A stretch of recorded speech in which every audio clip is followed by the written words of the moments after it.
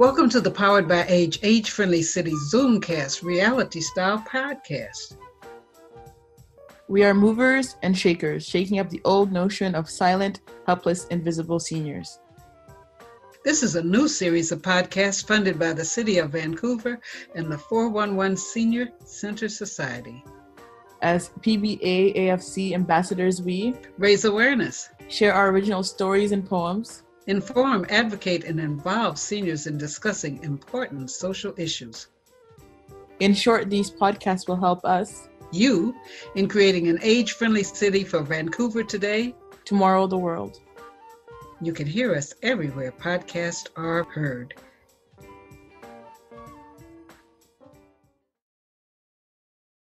Okay, hello, welcome to Powered by Age-Friendly City. I'm Charlotte Farrell, the host. Today, we are going to have special guests. We have a councilwoman, Jean Swanson, who's on the line. She's going to be giving a special presentation. And we have later coming to the meeting, Marcy Cohen, and we'll have a little bit more introduction of her. And then we have Morgan Yako and Kendra. She was in and she went out. Kendra is also one of our special guests, and we'll be hearing more about Indigenous Council. It has been a goal of this project to have people from different senior centers, as well as people from different organizations, such as the Indigenous Council. So that is going to be one of the things we'll be talking about today. We also will have some information about how this group, as small groups, have got mentors available to help with developing some of the spin-off programs that are coming up, spin-off programs on stories, nutrition, emotional health, etc.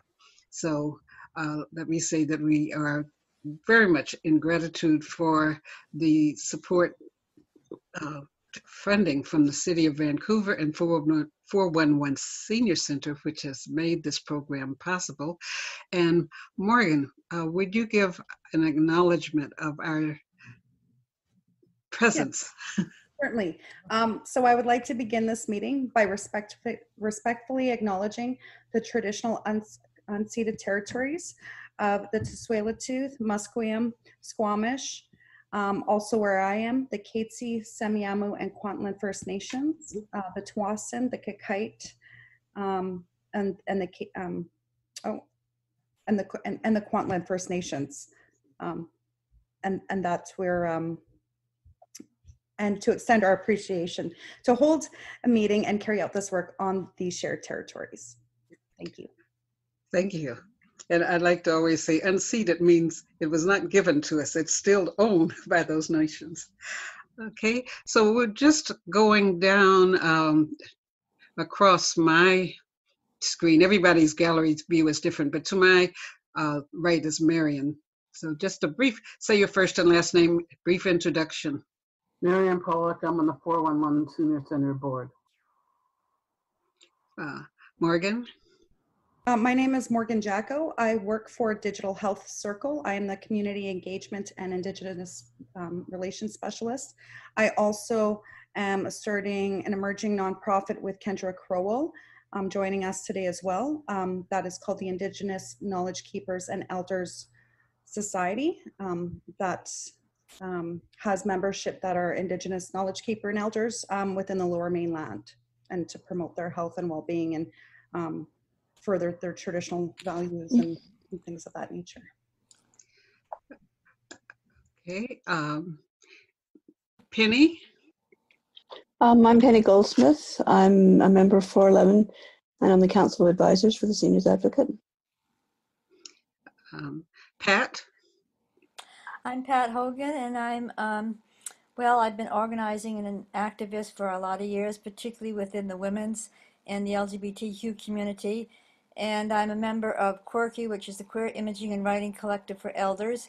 We meet at Britannia, or have for the past 14 years, and we've worked and collaborated in theater and writing with Youth for a Change, a marginalized group of youth out in Surrey. Gail? Hi, I'm Gail Harwood. I'm a member of 411 Seniors. amongst other things. I have an interview with one of my spiritual engineers, which I will be able to present when you want me to. All right. Leslie. Yes, Leslie Hebert. I live in New Westminster. I'm an ESL teacher and a writer. I belong to Century House and the New Westminster Lawn Bowling Club and the New Westminster Council of Women and the Royal City Literary Arts Society. Okay. Elaine? My name is Elaine Wu, and I'm a writer. I've been writing for about 14 years, and been published internationally. Welcome. Judith? Hello, I'm Judith Rainey, and I'm a member of 411 Senior Center and also the South Granville Senior Center, and I'm looking forward to seeing our guests again. Okay. My name is Emily Emily Regent. My book, I just launched my book in February. Anyway, I'm a health coach and a life coach in functional medicine, so I really care about women's health, and I'm the health ambassador and wellness advocate. I know this one lady is a health advocate. Maybe I connect with you. I would love it too. Yeah. Hi, everyone. Nice to see familiar faces and some new faces. My name is Robin Erickson. I am the program coordinator at CJSF 90.1 FM, which is the campus community radio station at Simon Fraser University. I am a radio maker and passionate about stories and bringing people's stories to life. One of my passion projects currently on the air is a radio program that I do once a month called Triple Threat Feminist 50ish and Fabulous, where I talk to women who are over the age of 50 about changing the narrative of what it means to age as women. And I'm here as a resource and a mentor to those of you who are interested in bringing stories to life for this podcast. Okay. And as she says that, that's just a reminder to some who may have been getting calls from Robin, myself, Adele, that we are around topics that people have said that they were interested in. We're working toward having designated days going into July that these things will be presented. And so there will be a mentor working with people who want to do stories. Pat and Chris have got a group of some from Quirky that want to do stories. Other people have sent emails. So we are working toward that. There is a group that is working for a presentation on July 8th on food and nutrition. So there are other things that as people have designated or indicated that they are interested in topics, we're putting together a small group around that where a designated date will be made for that group to make their presentation. Okay, is there anyone who isn't appearing in my screen that that hasn't introduced himself? Luke. Oh, sorry. Kendra hasn't, and she just popped back in here, I believe. Hi, Kendra. My name's Kendra Kroll, and I've been in the Aboriginal community for 30 plus years, and we belong to Ikes. It's a new society that we're starting up so that we could have a voice for the elders, and I work alongside with Morgan. Okay, thank you. Okay. At this time, I'd like to introduce Jean Swanson. Jean is a Canadian politician, an anti-poverty activist, and a writer. She currently represents the left-wing coalition of progressive electors on the Vancouver City Council, and she has had a great dedication to Canada's poorest neighborhoods. One of her beliefs is that the way to revitalize the community would be to restore the purchasing power to the low-income residents who live there. She's worked on raising welfare rates, ending barriers to getting on welfare, and other issues. So Jean, welcome. Thank you. Nice to be here. What an amazing group of almost all women, I think, naturally.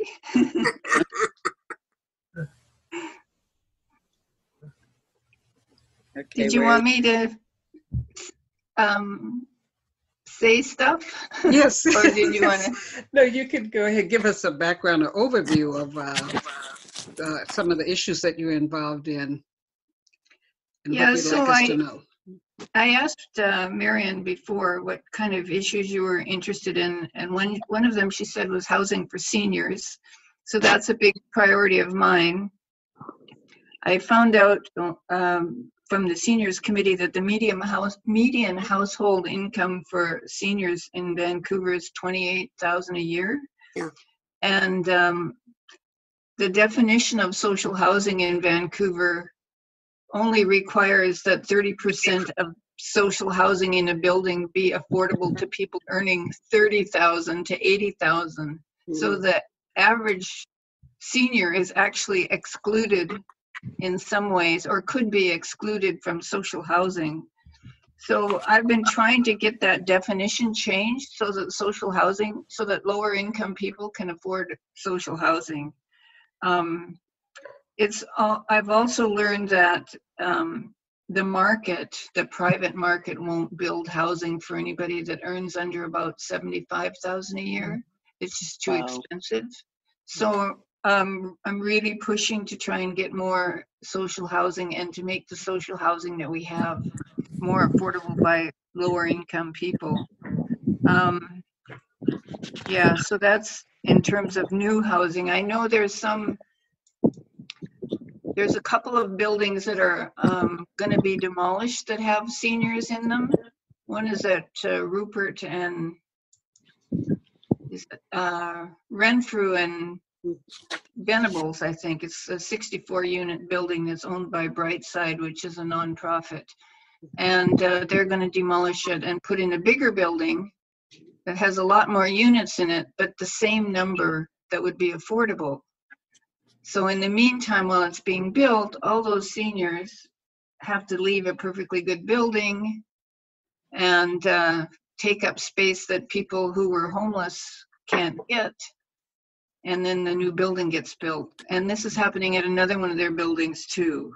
So I'm thinking that we need some sort of policy that we don't start replacing housing until we end homelessness. But anyway, that's one housing issue. Another one is renovictions and demevictions.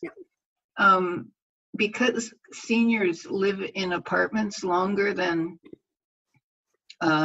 lower income people generally, or longer than younger people generally, their rents are lower because the big chance that landlords get to raise rents is when a tenant leaves. They can raise it as much as they want. So when somebody is renovicted or demevicted, and especially if it's a senior and they have to go someplace else, the rent that they have to pay is sometimes a huge shock because it's so high. When I first got elected, I brought a motion to improve the city's tenant relocation policy, but that ended up not being that much of an improvement. All that happened was the amount that people get when they're renovicted or demevicted increased a little bit, but they still don't have any affordable places to go to. So right now I'm thinking that we need to do something about this to try and bring some sort of motion to council in the fall that would remedy the situation. The BC GEU and the Vancouver and District Labor Council and the Vancouver Tenants Union are all really strongly wanting protection from renovictions and demevictions. And if I was thinking if 411 threw your hat in with them, the four groups could be a really powerful force, and we could try and get some sort of protection from that. The fate of seniors and SROs was another topic Marion talked about. So SROs, I've been in a lot of them. They're generally in bad shape unless they're gentrified. They have lots of free pets, rats, cockroaches, bed bugs. you have to share a washroom. Everybody on the floor has to share a washroom. I have never seen soap in an SRO washroom, and I've been going in them for 40 years. So they're not good places to live, but until they are kind of the last resort before homelessness. So until we get something better, we have to keep them, do everything we can to keep them. And what's happening is right now is because there's such a tight rental market. As soon as anyone who's a low income person moves out of an SRO, the rent often goes up, often doubles or triples. Like if somebody's paying $400 a month, it can go up to $800. And then if it's renovated a little bit, it can go up to $1,000 or $1,100. So what I've been working with the SRO Collaborative and some other groups in the downtown east side, trying to get a law that would stop this from happening, which is what we call vacancy control in the SROs. It means that when a tenant moves out, the landlord can't raise the rent as much as they want. And the city has said that we want this, but it's provincial jurisdiction. So the city has asked the province for it, and the province has said no. So we desperately need to get vacancy control in the SROs. I think we need it in all apartments, but if we could start with the SROs, that would be good. Because if we don't have it, we're going to have a lot more homelessness, and some of those homeless people are going to be seniors.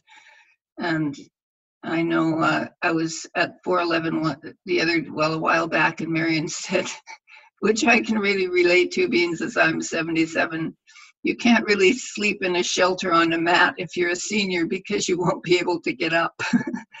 So anyway, I thought that was pretty good. But in the meantime, we've got to keep the SROs and try and keep them as clean and as maintained as possible. And because of COVID, we've had a little bit of luck there. We've got some extra money to put extra cleaning into the SROs and actually to bring food to people in the SROs so they can isolate better. Another was the city's seniors committee. I'm one of the 2 council liaisons to that committee. And are any of you on the city's seniors committee? Maybe you could try and get a rep on there when they have new people come on. It's actually one of the feistiest city advisory committees. A lot of them are pretty new and they just kind of sit back and don't do much, but the seniors one is always coming forward and telling city council what to do, and it's pretty great. They have a great housing subcommittee, and they're really pushing for housing that seniors can afford, and they're the ones that found that stat about the household income being $28,000. Jean, when is the next turnover or election or whatever, or how of the committees, the advisory committees? I don't know. I know some of them have vacancies on them, so I think those will probably be filled, but probably not until next year. Yeah. You can go on the city's website and look for advisory committees, and I'm sure it says there. Okay. Yeah, but it'd be great if 411 had somebody on there. When you mentioned it would be good if 411 could throw their support behind, we have members of about 3 different senior centers. How would that occur? Through the head of the organization, or are there things that individual members could do? In terms of getting on the city's advisory committee? No, throwing the support behind measures such as the vacancy controls. Oh, well, you could do that as an organization.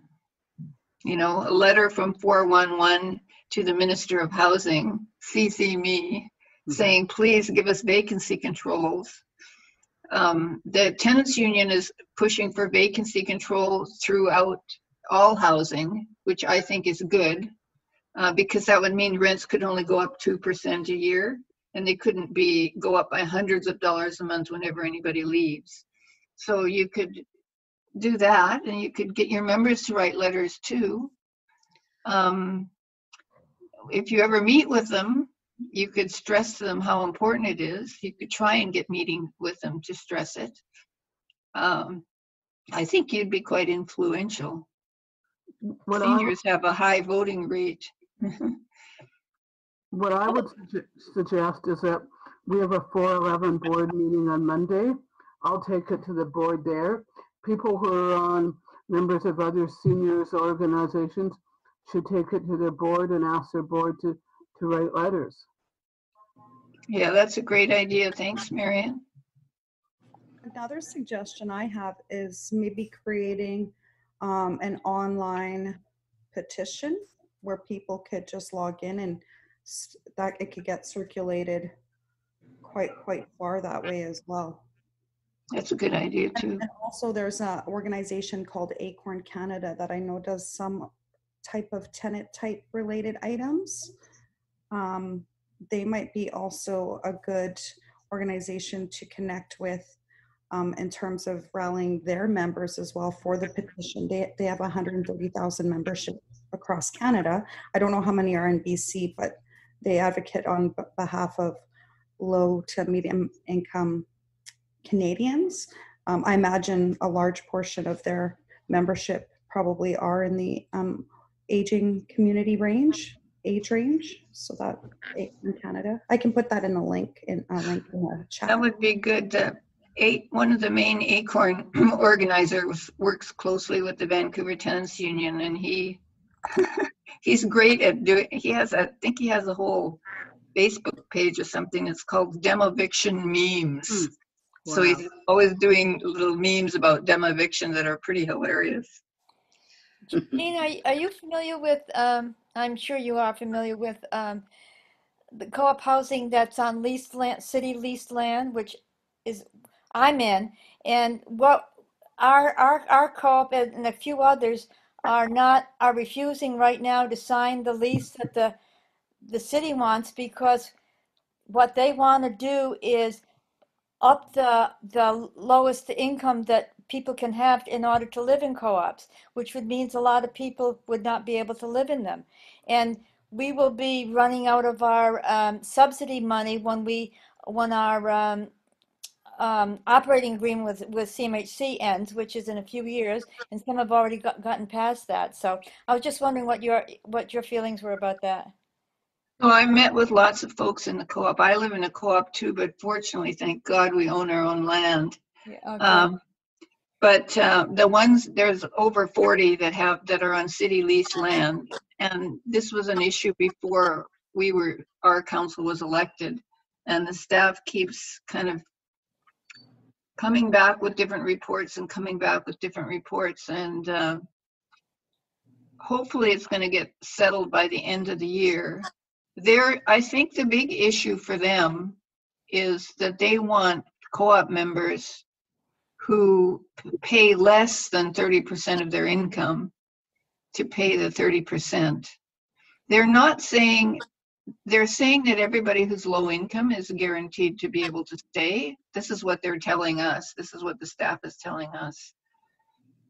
And that the big issue is that it is city land.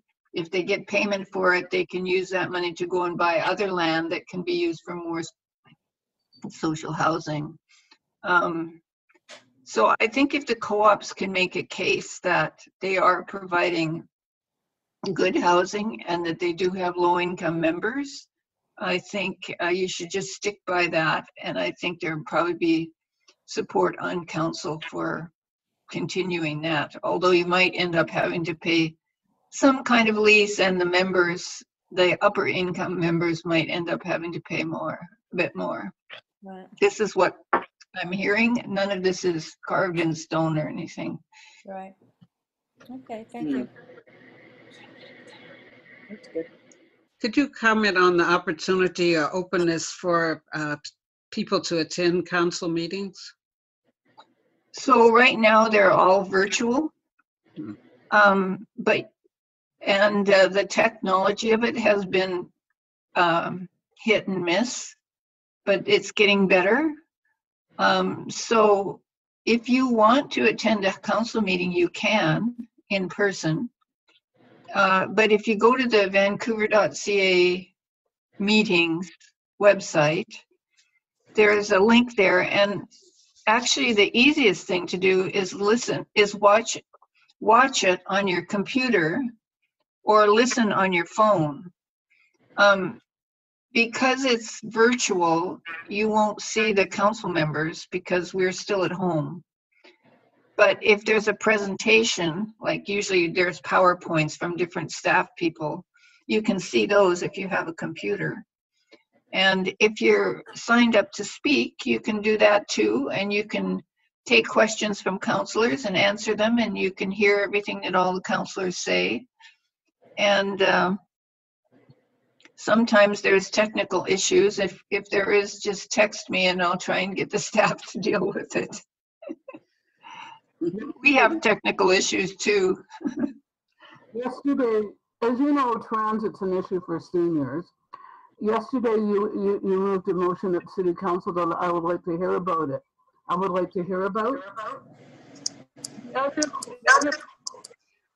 other part is, you know, for the BC low-income seniors bus pass, if you get the GIS, you get the low-income seniors bus pass. But if you make $1 more, you know, which is $45 a year, but if you make $1 more, you have to get the $52 a month bus pass. So do you have any comments on that? Yeah, as I used to get that bus pass, and it was extremely nice. Now I make too much money for it, but that's fine. Although I do think transit should be free for everybody. And the other thing is you have to pay that $500 and some that the pass is evidently worth. It goes on to your actual income, which is another issue. But of course, transit should be free for seniors. It's a provincial issue. We just got a motion passed last night for the city staff to come back with a plan for free transit for youth and reduced or discounted or no fare for low income people, which would include seniors, just at a city level. And I'm hoping that if more and more cities jump on this kind of bandwagon, Victoria already has free transit for youth.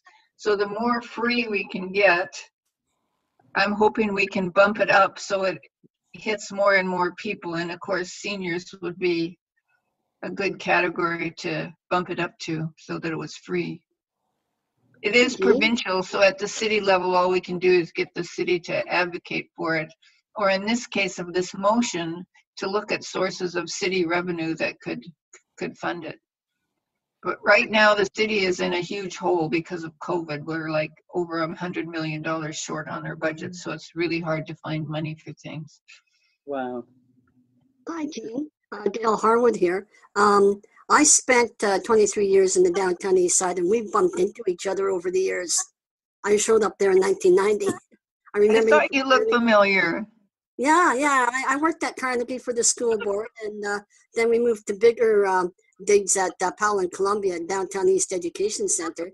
But anyway, nice to see you. So my question is, I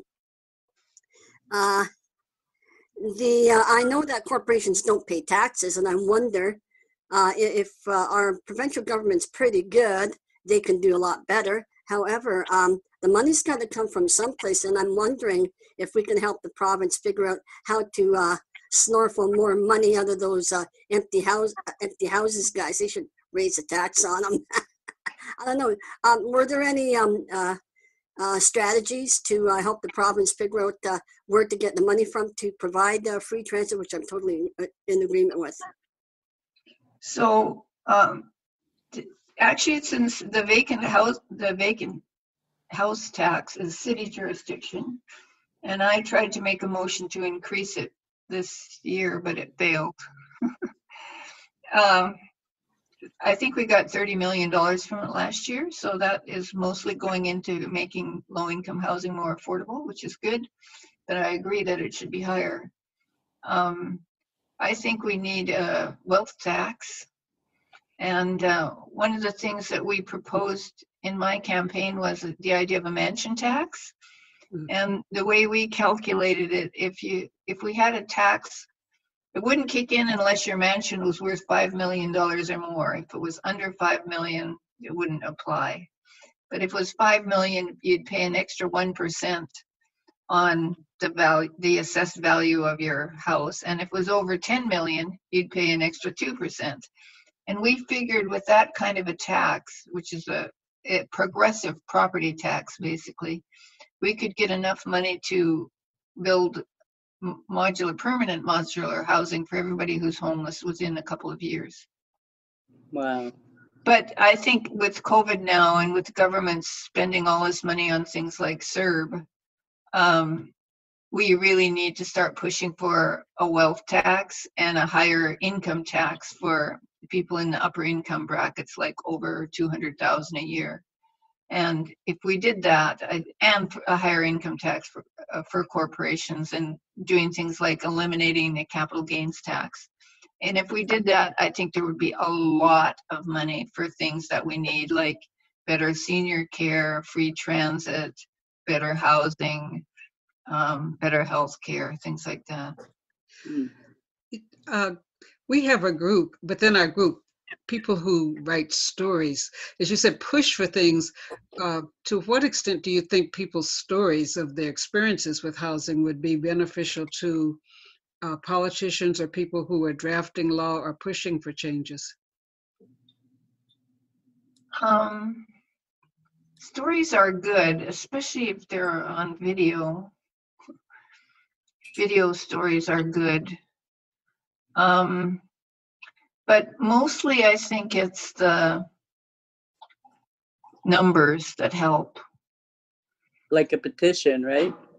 Well, not so much a petition, but like right now, I'm getting tons of letters from people that live near Strathcona Park, and they're complaining about the tent city there.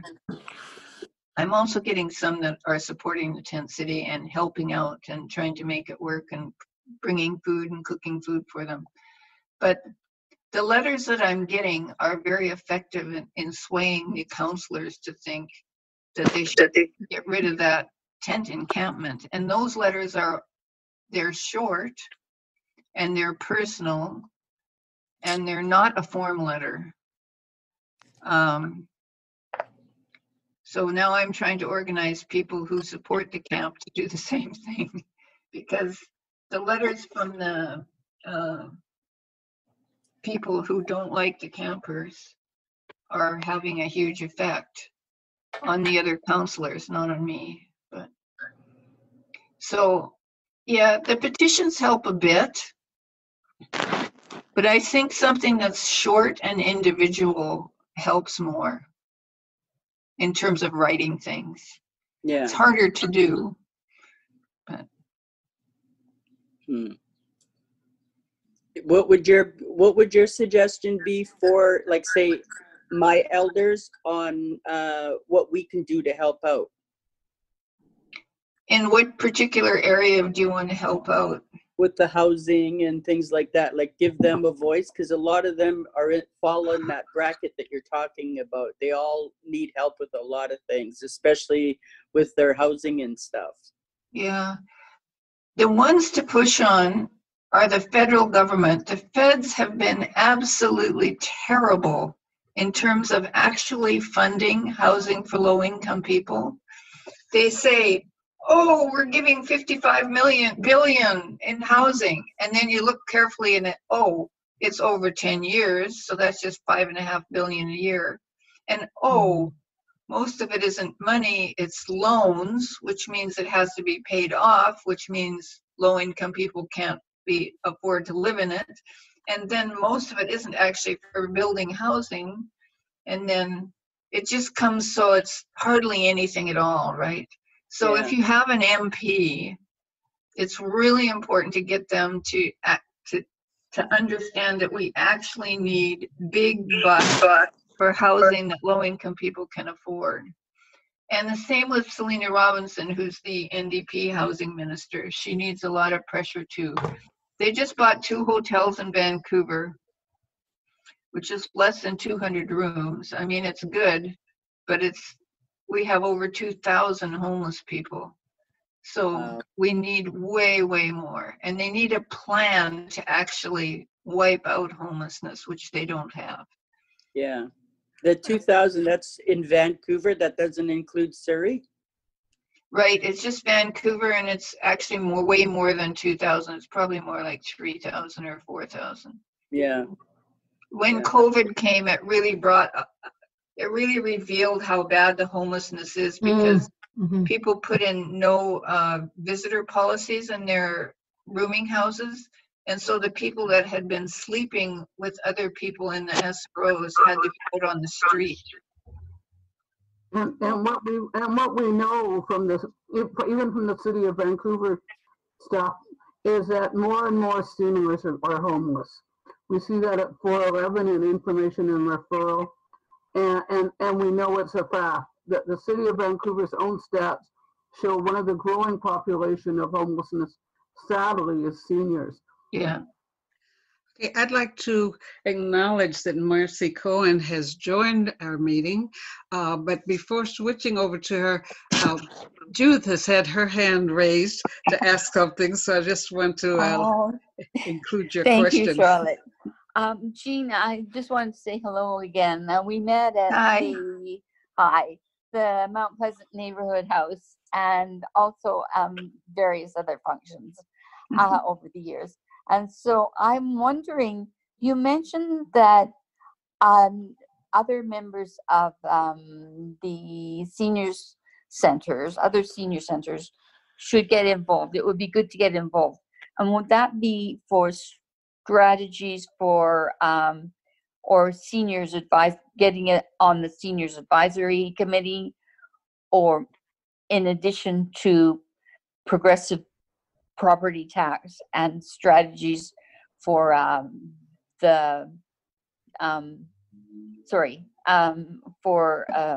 renoviction and demoviction? Thank you. So I think the most important thing for the senior centers to get involved in is the things that really make a lot of difference to them. Right. So like if you were in the West End in a senior center and your members were being renovicted and demovicted, that might be a really good issue for you, right? Right. I'm wondering, sorry. If you're in the downtown east side, then I'm sorry, it this might is be South different. Granville Senior Center, so I would have to liaise with the head of that. And the other aspect would be to connect with the Mount Pleasant Neighborhood House. I think there would be more traction with the Mount Pleasant Neighborhood House. So it's important to push for the issues that are important to the people that are there, and to not think that, and to be feisty about it, right? Not think, oh, I have to just keep my mouth shut and be polite and be, don't, the seniors committee at City Hall is pretty feisty. So it's good to, believe that you have power, and then you will.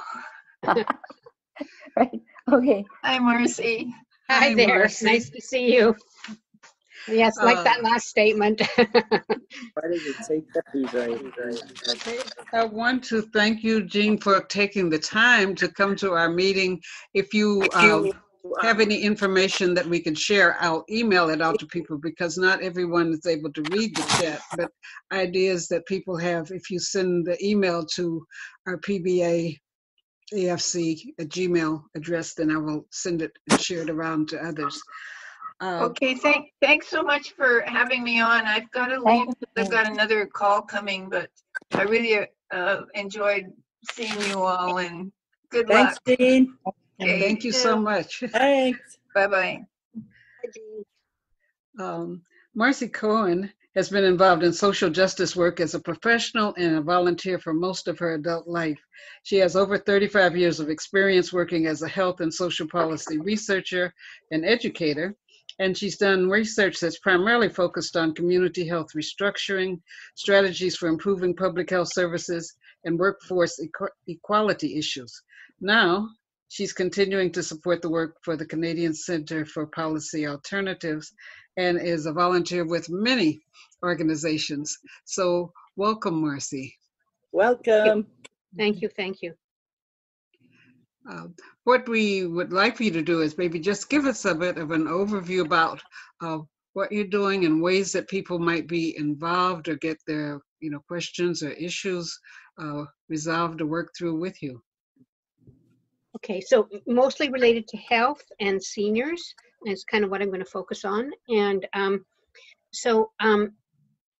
involved in a couple of different ways. I'm involved in with Marion actually, working with other community-based senior services across the province to try to get more recognition for the kinds of things that happen at the community level as part of what the health system really needs to do to support seniors to live well in the community. So there's lots of talk in the government circles and lots of interest from ordinary seniors that people want to stay in community as long as possible. They want to live in their own homes, in their own communities. But to make that feasible, the supports need to be there.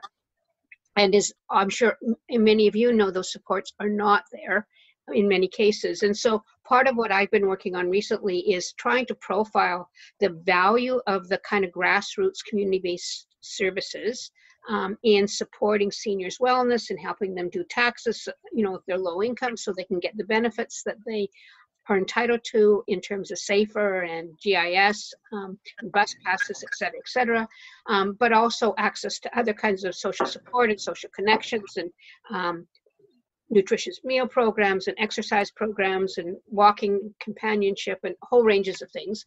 And this sector, although it does so much in terms of outreach, doesn't have any secure funding.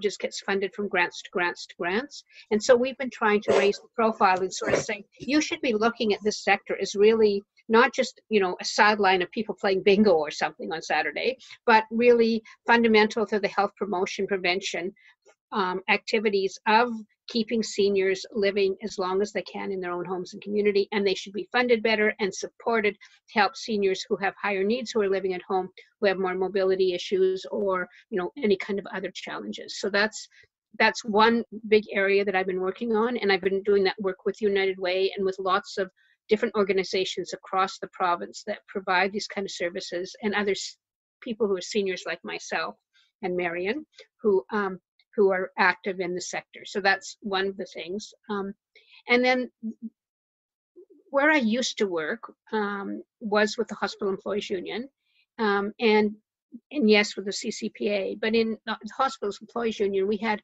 lots of members who worked in long-term care facilities and now in assisted living. And so had been involved over the years talking about the changes that were introduced, particularly by the Liberal government in the early 2000s that reduced access to those services, and what that means in terms of people ending up in emergency or ending up in hospitals or more in crisis because they have less access to the services they need. And once again with COVID, the fact of that and the lack of staffing and people working multiple jobs to put a job together, all of the issues that were ignored for so long in terms of what made long-term care and assisted living less than great places for people to work in, and hence not to live in, because there's a direct connection between how people are cared for and how workers are supported and in what kind of wages and benefits frontline workers have. So all of that has come to light really clearly with COVID, and we now have national attention on it.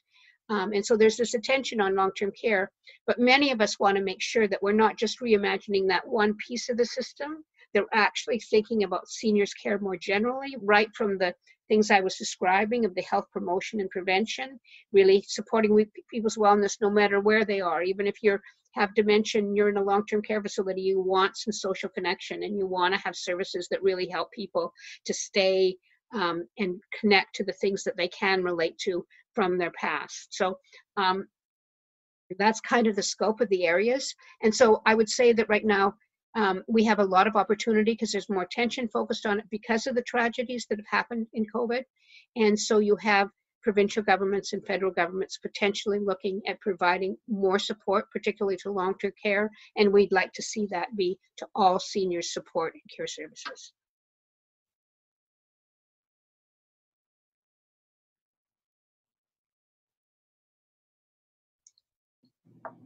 And how do you see people being involved?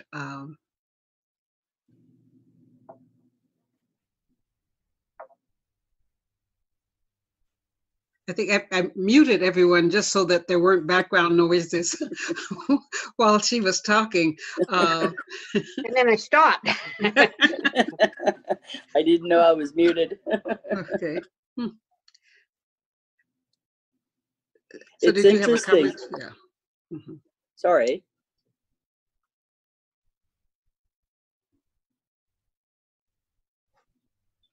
Did you have a particular comment?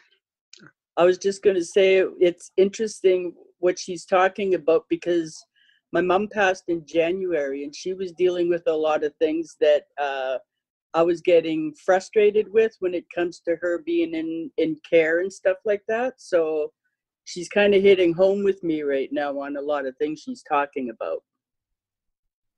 And I'm glad it's finally up and, you know, people are noticing that they're making it the big deal now.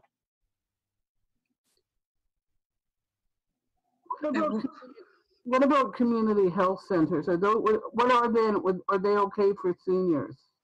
Yeah, so that's an interesting question, Marion. So there's a model that's a really great model that hasn't developed as much in BC as it has in other provinces, but it's clinics like Reach Clinic or Mid-Maine. People might know about either of those, but they're clinics where, and even in those clinics, even in comparison to other provinces, are not nearly as big or as influential as they are. So I'm going to just describe what community health centers are. And so what they are is where there's actually, like, where you go to your physician's office, but you actually have a team of healthcare providers. So much a broader team can include nutritionists and counselors and physiotherapists and, you know, a whole range of healthcare providers, and then also different kinds of community supports and outreach programs. So, you know, I know that the Reach has a program to support local ethnocultural single parents from different communities. Lots of them have specific programs to support seniors, or partnerships with community center, with a senior center, where maybe they go into the senior center and provide some support. So it's much more focused on this kind of prevention and health promotion, much broader teams, much more opportunity for seniors and other community members to have input in terms of how services are delivered. So it's a model that actually began 50 years ago in the early 70s. In Ontario, some of the community health centers have like 180 staff people. They're really big. Maybe 20 of them are traditional clinicians, but a lot of them are people that work with specific communities and do outreach programs and do more of the social supports and the wellness and those kind of and really, really important if you're dealing with vulnerable populations, whether you're talking about racialized communities or LGBTQ communities or seniors, frail seniors, or at-risk youth. And a lot of them have services that serve multiple communities, and they have special programs for those different communities. So opportunities for them to have times at the center which are really for them, and then opportunities to be on committees and boards with other groups. So it's a wonderful, wonderful model. Lots of evidence that it does really well in helping people, particularly people who are disadvantaged, people who have multiple health problems, and you know, lots of evidence they do better, for example, in dealing with people with serious mental health issues. So it's something that some of us are really advocating for, and we've got some movement by the NDP to establish a few community health centers, but they could be doing a lot more. I am a patient of Reach, and yeah, they do have the doctor services, the nurse practitioners. They have a dental clinic there. They also have a multicultural center and a pharmacy. And they have the new urgent care center on the first floor of Reach when you walk in off the drive right next to Sweet Cherubim. And they've done well. I went there for COVID testing, and it was just, you know, just very nice. And one of the nurses came to the door and said, Gail, how long did it take? And were you served well? Like they, you know, and this is going to work. And I know that there's the care center down in the Mercado on Commercial Drive, Commercial and Gravely. They're pretty good, actually. So clinics like that. But yeah, we need more reaches, and it's interesting. There's a model put out by the BC Cancer Agency, and I'm a member of those guys, unfortunately. But they do a lot. They do a lot for patients. They're incredible. But there's also Inspire Health, and Inspire Health is provincially run. They have actual provincial funding, and there's all kinds of services. There's meditation groups, there's patient groups, there's counseling that you can get for 6 times. You can see an oncological GP anytime you want. There's diet classes, yoga, just fabulous, really good all around healthcare, and they really, really work. Thank you. Where, Yes, that's where's great. this Thank located? you. I think it's West Broadway. Pardon? I think it's West Broadway. But Gail, do you know where they are in Vancouver? Which ones are you talking about? Inspire, I think she's talking Oh, about. Inspire Health is on 8th Avenue at Hemlock. So you go Hemlock? down to 8th Avenue and you turn east, and it's just a couple buildings down. Perfect. But Inspire Health is mainly for people with cancer, who's had cancer, as I understand it. I go to them. Correct. Or Yeah. it's for cancer patients.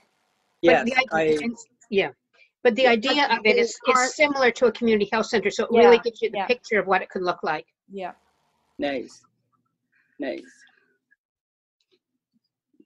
So if you are saying if that's something that people could advocate for, we're looking at kind of the steps beyond what people hear and what can they do next? Are there things people can do individually or through their community center? Any pieces of legislation or activism that you have going that people can, get behind? Yeah, so I think one of the places to connect with is the BC Health Coalition. They're planning to do a series of 3 webinars talking about seniors care and what the opportunities are now, and they also want to do town hall meetings. So they're really wanting to organize around this time and the opportunities that creates in terms of becoming more active around seniors care issues. So I would look at the website for the Health Coalition, consider if there's a way to sign up, which I think there is as an individual, to get information, and say that you're interested in knowing about any announcements of any webinars or any activities that are coming up. Perfect. I was going to ask, does anybody have a survey that the elders can answer questions to, like, so that you can find out what their needs are in the community?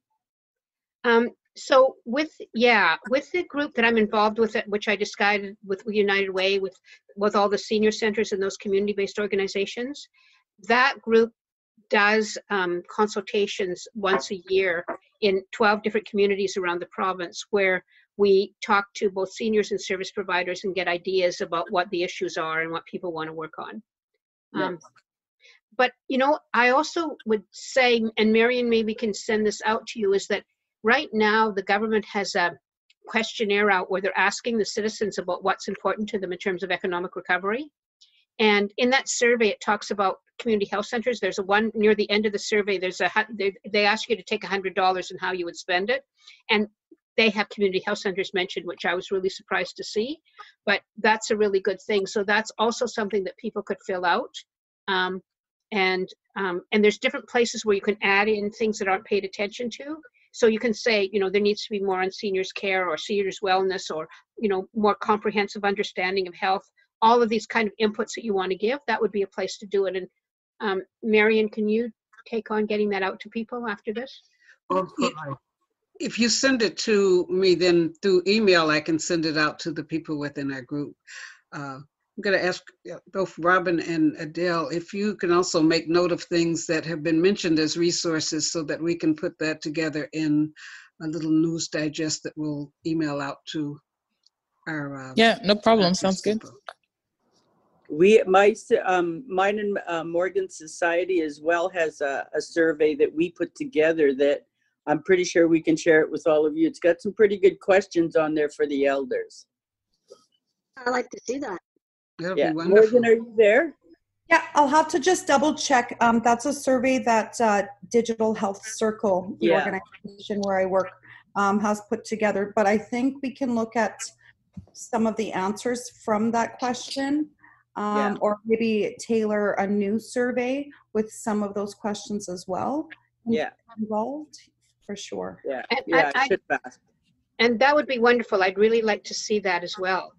Yeah, it's a really good survey. And the way we see it too is one of the questions on there is we ask the elders how they would resolve the situation so that we can find out through them too as well, right?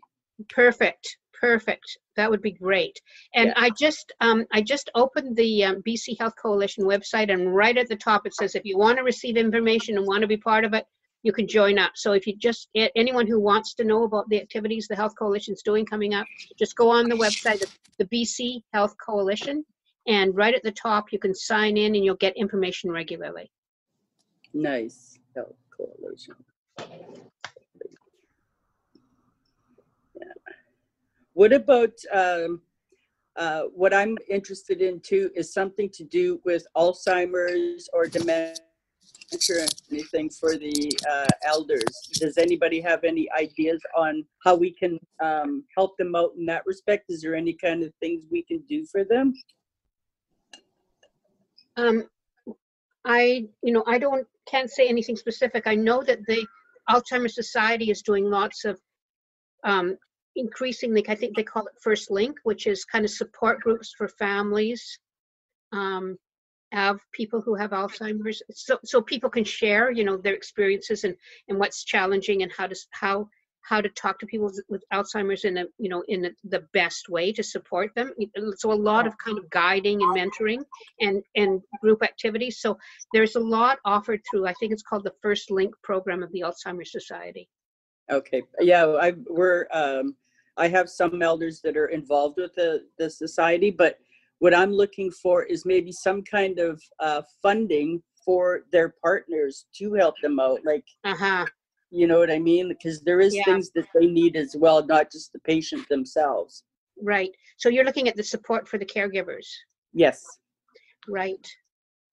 Super good question. And really, it's kind of some financial support that people need. Yes. Yeah. So, I don't know specifically. There is a Family Caregivers Association, a Family Caregivers of BC. They have a hotline. They have a support groups as well. And I would ask them about that. Okay.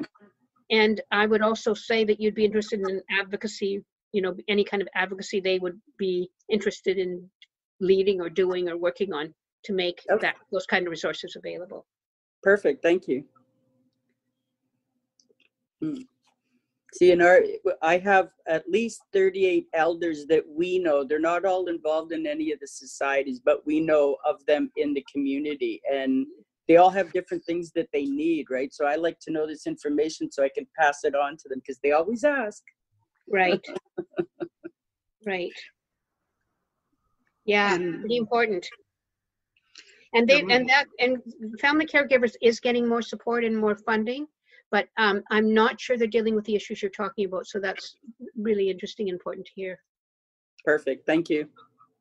Last year, in August, when there was a conference on aging, Minister Dix announced that there was $1 billion that the province intended to spend over the next 3 years around collaborative efforts to resolve some of these issues, creative strategies for dealing with people, dealing with caregivers, dealing with people with different capacities, both the strengths that people have as well as the disabilities. I don't know what would have happened, to that money now with extensive money that's come out for COVID related issues. But the United Way was one of the groups that was a sponsor for that conference. Does any of you who work with the United Way know of whether there's still an invitation for grants, collaborative grants between private public sector across different types of agencies? I don't know. Yeah, I don't either. That'd be interesting to find out, though. Yeah. And I don't know either, but I would also say, and I'm speaking personally, that I think that we should primarily focus on the public sector. I think what we've seen as a result of COVID. Yeah, are you just waiting for Lexford? Sorry. Move back a little bit. Don't lean toward the computer. Okay, sorry. I don't know. I was going to say I don't know, but I have some concerns about private-public partnerships. I think that we really need to look at things in the public or the voluntary sector. You know, what we saw, especially COVID-19, is the worst outbreaks, especially in BC, but especially in Ontario, are at private care homes, not public care homes. And I think we really need to push the public sector, but other people should have comments too. Well, just at that conference, they stress the collaboration. So, I mean, it would be good to get, if anyone has the handbook from the conference that was held last August, that statement about the menu was right in the inside of the program. And it would be good to inquire what's the status of that money. And collaboration could also be between other nonprofits. Yeah, it's you know what I do some work with United Way, and what I find is that government announces the same money several times, and it sounds like a lot more money than what it really is. So that also has to be looked into. Wow. But definitely, I think there is lots of opportunities for nonprofits to collaborate more, and for nonprofits to collaborate more with the public system. You know, what I've seen is that too much. Well, you can really see it with COVID. Like lots of times, community health centers, don't mean community health centers, senior centers, community-based senior services have been ignored. And I've even heard people who are executive directors of community centers senior centers saying, the health authorities knows we'll look after these vulnerable people. We'll look after seniors who are at risk of homelessness. And so if they don't know about it, they don't have to worry about it. So lots of walls in terms of the health authority. And then when the crisis happened, it was the voluntary sector, it was the not-for-profits that they turned to in terms of the ones who could reach out, who are the ones who were going to visit, provide visiting and support and groceries and meals, and all of that has been the not-for-profit sector. And so I think, again, it's really important to emphasize the who's been there in case of crisis and the importance of the not-for-profit and public sector. So I just want to echo what Marion was saying there, and raising that up. And partnerships and collaboration, super important, but within those areas. Wow. Speaking of collaboration, it came to mind. I talked with my friend a lot because her husband is in long-term care in a community-run, not-for-profit. It's actually the Louis Breyer Center, and all of their workers are unionized, and they're not allowed to work at any other center. They get decently paid, and there's no outbreaks, not one case in there. So that's the model. It should be government regulated, these private guys, publicly regulated, and they have to have a community model. I just think that we should advocate for that because it's just, I was horrified at what was especially going on in Quebec. I went, what? And the military, it's amazing that you have to have the military go in and help. Like, what does that say? I know. It's pretty sad. When you say advocate, again, we have been looking within this group. One of the goals is not seeing seniors as passive, but having strategies. Someone a few weeks ago asked, from an advocacy standpoint, what can an individual do, and then what can we do across the different organizations to work together on whether it's a piece of legislation or a petition. What are some ways that you see for adding more advocacy around not just letting the attention drop after some solutions to COVID outbreaks are developed? Well, I think there's a lot of people thinking the same way you guys are and who don't want to let this drop. So I think there are a lot of opportunities, and that, that the Health Coalition is certainly one of those groups, and that's certainly what their webinars are about, and then their town hall meetings. And they do have some demands that they're working on, in terms of what they want to see as priorities. And we want to make sure that it also includes the senior centers and the core funding for senior centers. So, there's definitely people moving in that direction. So I think sort of staying tuned. I think Marion's in touch with a lot of this work. So that would be one thing I would say. And then, and I would also encourage you all to fill out that questionnaire about the economic recovery, because the government has only got that open until July 21st, and I don't think a lot of people know about it. So if you fill that out and get your friends to fill it out, and make sure you you talk about, with the place where it talks about community health centers, you put in a good amount of money for community health centers, and the place that asks you what's missing, you raise what your issues are.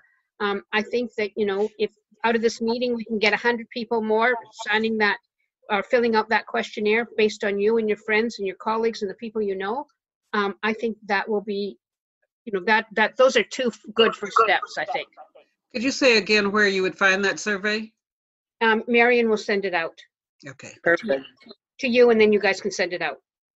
I think also part of the picture can be collaborating with the health, especially the health unions and the public service unions. The nurses are really active, HEW really active, and all the other, the IOE, the international engineers who all work in these facilities.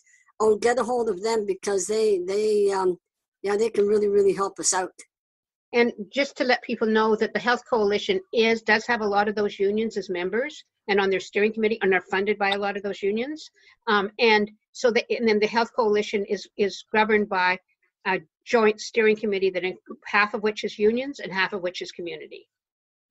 So yeah, I'm interested to hear about that questionnaire. I'd never heard about it before, and I'd certainly pass that information on to my contacts. Great.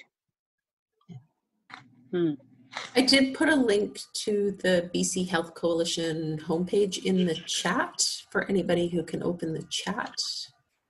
It's there.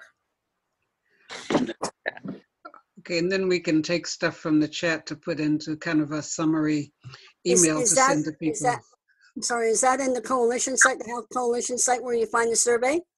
No, the Health Coalition site is where you hear about the webinars and the town hall meetings that they're going to have. And so at the Health Coalition, you sign up in terms of wanting information from the Health Coalition.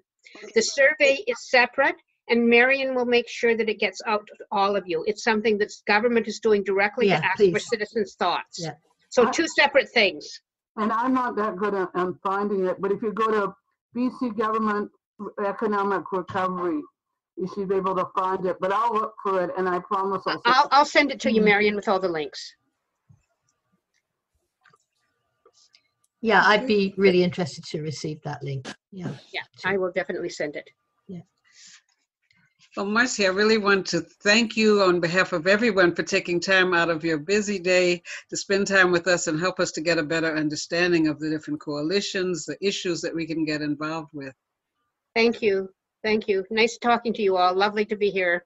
Thank you, Marcy. Thank you so much. Bye-bye.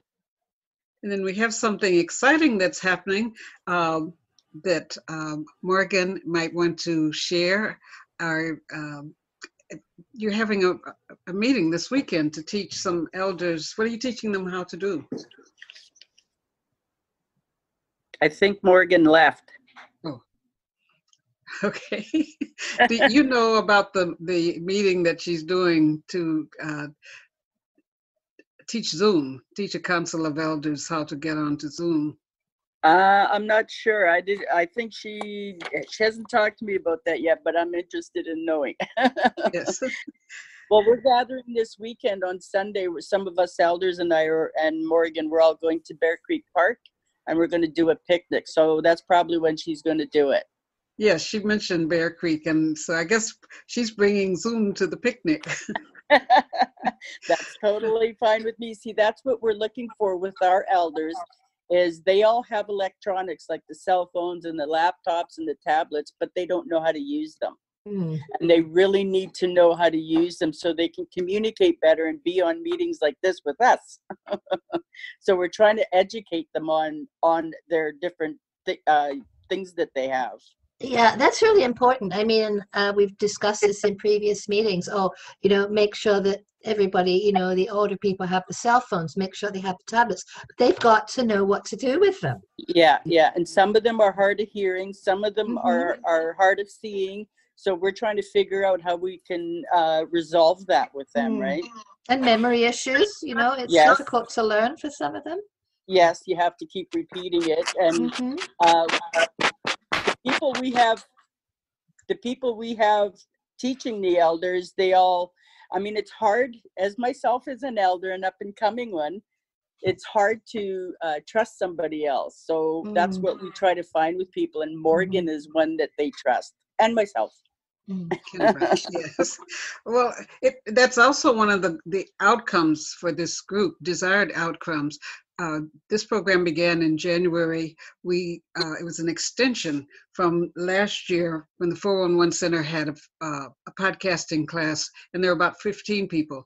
And at the end, some episodes and listening sessions were held, but because it was an opportunity for people to tell their stories, an opportunity for people to learn another level of technology, 411 Center was given a grant, and the idea was to teach people who could become peer leaders, like each one teach one. So there have been people within this group that have helped others get onto the phone. There have been people that it takes a while. It took me a while. So it's not that you have to be hard of have a memory problem. There are a lot of steps, but that is one of the goals when we say ambassadors, calling this program an opportunity to leap into becoming an ambassador. It's one who not only uses it to tell their own stories and get their issues forward, but to help another senior. It's also been documented by AgeWell that loneliness is a major public health problem. And being able to use your phone, being able to connect with platforms such as this is something that can help reduce that. So everybody here is on a mission to, as you learn something, as we welcome new people, to help them get used to using the technology, sharing their stories, getting involved with projects. To make a connection to that, I'd like just Robin and Adele, you got on the line after people Robin introduced herself, and that she is going to be working with small groups as people have identified things they want to do. Like there's some people that have stories, original stories that they've written. Everything can't happen always within this hour. So we're going to have spin-offs where might be people's stories that would be recorded. But people who are working on stories, the particular mentor for my group for them is Robin. There are some people who are doing interviews. There's a thing called Lifeline interviews, where people find someone that they find interesting. It doesn't have to be someone in the news. It can be a person in their church, in their community, in their neighborhood, or even their family. But we are collecting interviews where we will become a repository of stories. So people that are interested in it, the mentor for that group is Adele. And hi, everybody. Nice to meet you. Hi, Adele. Sorry, so say a couple of words about yourself, because we missed you at the beginning. Yeah, sorry guys. I was my appointment with my doctor went on longer than I thought it was going to. So I apologize for coming in late. But my name is Adele. I am a multidisciplinary artist and a filmmaker. I also helped Charlotte out. It was sometimes we was helping co-host with Charlotte for her radio show. And yeah, I'm really looking forward to working with you guys. I love getting creative, and that's my favorite form of expression. So let's do this. I'm also a documentary filmmaker. So I really do enjoy learning about people's stories and discovering more about them. So I'm happy to be here. And that was something that Jean mentioned. We talked about how might stories help when people are putting together proposals for legislation or funding. So some of the stories can grow into short videos, because that's one of the other things that we know persuade people. So there's an interconnection between these parts, from moving from one level of technology like the phone to the computer to then Broadway. We're all The ready sky's for the limit, prime right? time. Yes, the sky I like the way there's no you think. limit. So at this time, unless anyone has a particular, and Luke, we moved on to introducing our guest, just as Luke was on helping to set up our welcoming people in. Luke, say a word so you can, people who don't know or haven't seen you can know who you are and what you do. Yeah, my name's Luke. I do tech support with 411, helping Charlotte out with Zoom, which is not the easiest program to figure out as we're learning. Yeah, that's about it. Luke also posts our podcast. So could you just say a couple of words too for people who want to know what happens with our podcast? So basically the podcast gets distributed using a platform called anchor.fm. And basically it's a free podcast distribution platform that's owned by Spotify. So Spotify, I'm sure a lot of you have heard of that, mostly as a music app, but they're trying to really make a push into podcasting as well. And so one way they're trying to support that is by offering free hosting for podcasts. So yeah, when we publish our podcast, it goes on to Anchor first, and from there it gets disseminated onto Google Podcasts, Apple Podcasts, as well as Spotify. These are kind of the three main platforms. And then YouTube for the words only. People don't have to worry. We're not sending a video to YouTube, but you could tell them a little bit about YouTube. Yeah, YouTube. It's not as easy it's not as simple to upload the podcast to YouTube, but there is a way to do it, and I do it just because I know that we have some listeners that like to listen to the podcast on their smart TVs. And so if they have the YouTube app on their smart TVs, which a lot of people do have, it's pretty easy for them to type in Powered by Age and play the latest episode. Nice. Okay, so as we said, there is a group, Sylvie has a group, I'm a mentor to the group that's working on food and nutrition, and they're working on a presentation that's going to be our feature on July 8th. So each of the groups that are working with someone, we can start to designate dates for those special programs to occur. And unless anyone has another closing comment or question, we'll say now it's the time to say goodbye to all our company. Happy trails. Bye, everybody. Nice to see you. Take Bye. care, everybody. Thank you. Luke and Adele, I might need your technical expertise with my little podcast that I just did this morning. So we'll talk later. Can I just make a quick announcement? The 411 Senior Center has resumed our income tax clinic for our free income tax clinic for low-income seniors and people with disabilities. If you go to the 411 Senior Center between 10 a.m. and 2 p.m. Monday to Thursday, somebody will take all your information, and then they'll do your income tax and either mail it or email it to you. And this is all free. And we've already had like over 200 seniors come through. Wow. Marion, do you have to be a Vancouver resident for that? No, you have to be a low-income senior. So it would be good for low-income seniors in New West as well then? It's good for any low-income senior. Okay. As long as they don't have employment or rent income, yes, totally.